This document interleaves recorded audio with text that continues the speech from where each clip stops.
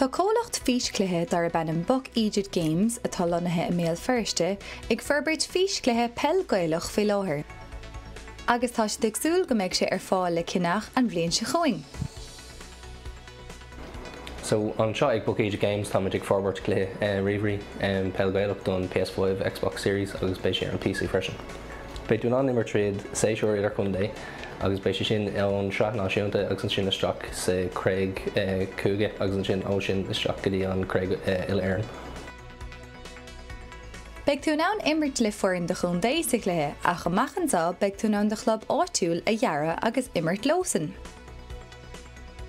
Just go bhfuil méid ag dúró ar foireann idir chun dé ag an nóméid tá cruthar foireann agus cruthar character agus cruthar 80 a beidh tú an de club féin chuirteach sa cluiche.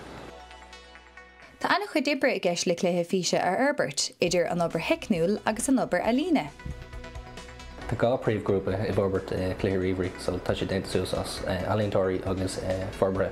Tá an ealaíontóirí freigar de gacúd feicintú ar an scáilán agus cód mála sin na fuaimne ar fad sa cluiche.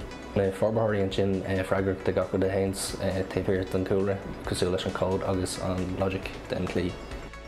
Beidh an cluiche réigla seola san Abhlainn agus súlacha níos mó cluiche a Feirste a machchanseo.